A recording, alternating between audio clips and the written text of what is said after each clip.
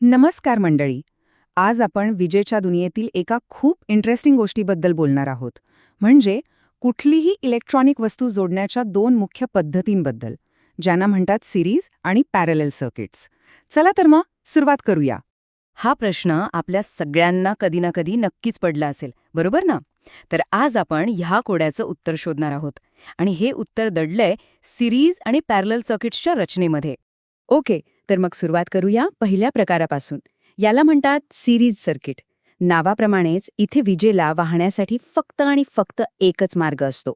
म्हणजे बघा, हे अगदी सोपं आहे. कल्पना करा की सगळे घटक एका रांगेत एकामागे एक उभे आहेत आणि विजेचा प्रवाह त्या एकाच रांगेतून पुढे जातो. त्याला वळायला दुसरा कुठलाही रस्ताच नसतो. चला, हे अजून सोपं करून समजून घेऊया एका उदाहरणाने.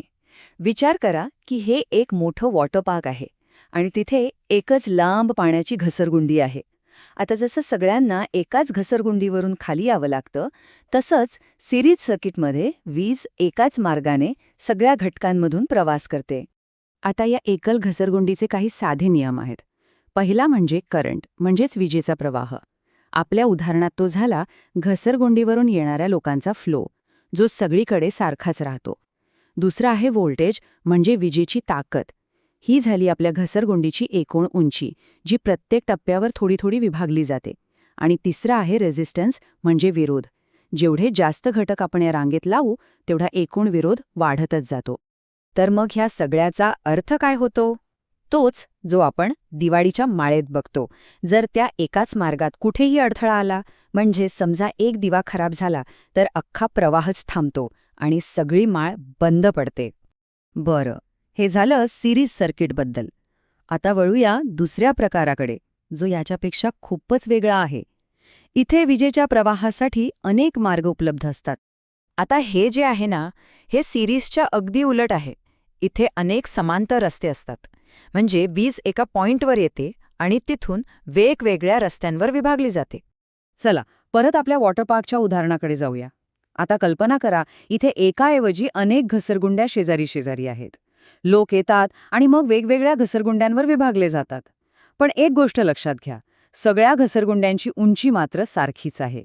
म्हणजेच प्रत्येकाला मिळणारा व्होल्टेज सारखाच असतो. हेच आहे पॅरलल सर्किटचं रहस्य. आणि याचे नियम सिरीजचे अगदी उलटे आहेत बरं का. इथे व्होल्टेज म्हणजे आपल्या घसरगुंडीची उंची सगळ्यांसाठी सारखीच असते, पण करंट म्हणजे लोकांचा प्रवाह वेगवेगळ्या मार्गांवर विभागला जातो. आणि एक गंमत म्हणजे इथे जितके जास्त मार्ग उपलब्ध होतील, तितका एकूण विरोध कमी होतो. का? कारण प्रवाहासाठी जास्त जागा मिळते. आणि इथेच मिळतंय आपल्याला आपल्या सुरुवातीच्या प्रश्नाचं उत्तर. आपलं घर पॅरलल सर्किटवर चालतं. त्यामुळे एक दिवा जरी बंद पडला, तरी विजेचा प्रवाह दुसऱ्या मार्गाने बाकीच्या उपकरणांपर्यंत पोहोचत राहतो आणि ती चालू राहतात. चला तर मग, आत्तापर्यंत आपण जे काही पाहिलं ते एकदा समोरासमोर ठेवून बघूया, म्हणजे फरक लगेच लक्षात येईल. बघा, हा तक्ता एकदम सगळं क्लिअर करतोय. करंट कुठे सारखा राहतो आणि कुठे विभागला जातो, व्होल्टेजचं काय होतं, रेझिस्टन्स वाढतो की कमी होतो, आणि सगळ्यात महत्त्वाचं, एक मार्ग बंद पडल्यावर काय होतं. यावरून दोन्ही सर्किटची कार्यपद्धती किती वेगळी आहे हे स्पष्ट दिसतंय. ओके, थिअरी तर खूप झाली. पण आपल्या रोजच्या आयुष्यात ह्या सर्किट्सचा नेमका कुठे आणि कसा उपयोग होतो, चला पाहूया. आता आपल्याला वाटेल की एक तुटल्यावर सगळं बंद होणं हे तर वाईट आहे. पण थांबा, कधीकधी हाच तोटा एक खूप मोठा फायदा ठरू शकतो.